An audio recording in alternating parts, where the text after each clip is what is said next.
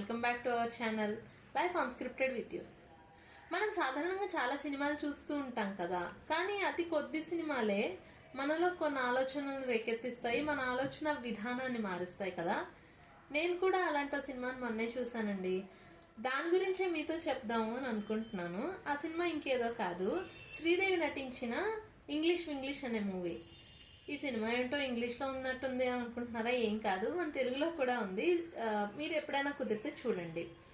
English movie cinema నేను మీకు 3 ముక్కల్లో చెప్తాను. ఆ తర్వాత దాని నుంచి నేనేం తెలుసుకున్నానో కూడా మీకు చెప్తాను. ఈ మూవీలో శ్రీదేవిది ప్రధాన పాత్ర, సాధారణ గృహిణి.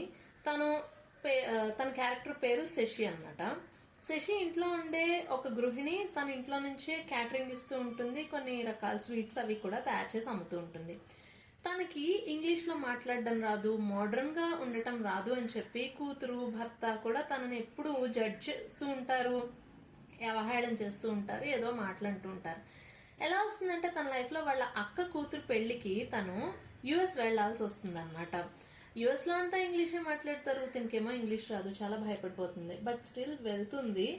అక్కడ ఇంగ్లీష్ కోర్స్ జాయిన్ అవుతుంది, ఎవరికి తెలీదు ఆ ఇంగ్లీష్ కోర్స్ కూడా జాయిన్ అయినట్టు. అట్ లాస్ట్ ఏంటంటే ఒక మంచి ఇంగ్లీష్ లో మంచి స్పీచ్ ఇచ్చి అందరినీ కూడా ఆశ్చర్యపరుస్తుంది. అఫ్ కోర్స్ మూవీ అంతా హ్యాపీ ఎండింగ్ అయిపోతుంది. మరి మీరు అడగచ్చు, ఇందులో మనకి నేర్చుకునేది లేక తెలుసుకునేది ఏముంది అని. నేనేం నేర్చుకున్నాను అంటే, ఈ సినిమాలో శశి అనే ఒక పాత్ర ద్వారా మనలో ఉండే భయాలు, అవి చిన్న చిన్నవే కావచ్చు, కానీ మన ప్రతి ఒక్కరికి కొన్ని భయాలు ఉన్నాయి కదా, ఆ భయాల్ని బాగా చూపించారు. అండ్ ఆ క్యారెక్టర్ తన భయాల్ని కాన్ఫ్రంటేషన్ చేసిందంటే ఒప్పుకుంది. ముఖ్యంగా తన భయం అయినా బయట మాట్లాడటం, ఇంగ్లీష్లో మాట్లాడటం, నలుగురితో కలవటం, ఇవన్నీ కూడా కొంచెం మోడర్న్ గా తిరగటం భయం అయినప్పుడు ఆ భయాల్ని ముందు తను గుర్తించిన తర్వాత తను వాటిని అధిగమించాలి అని అనుకుంది. అంటే యాక్సెప్టెన్స్ అలాగే లెర్నింగ్, ఈ 2 పాయింట్స్ చాలా చాలా బాగా చూపించారండి ఆ మూవీలో. అలాగే తను యుఎస్ వెళ్ళిన తర్వాత అక్కడ ఇంగ్లీష్ నేర్చుకోవడం కోసం ఒక ఇన్స్టిట్యూట్ లో జాయిన్ అవుతుందని చెప్పాను కదా.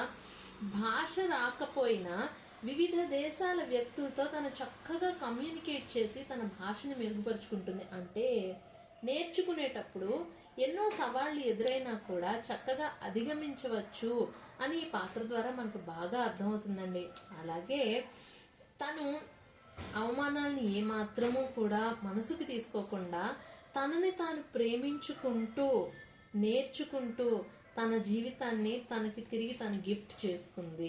ఇది ఆ మూవీ ద్వారా నేను నేర్చుకున్నాను, తెలుసుకున్నాను. అలాగే మనం కూడా మనకున్న భయాల్ని గుర్తిద్దాము, అవసరమైతే కొన్ని కొత్త విషయాల్ని నేర్చుకుందాం.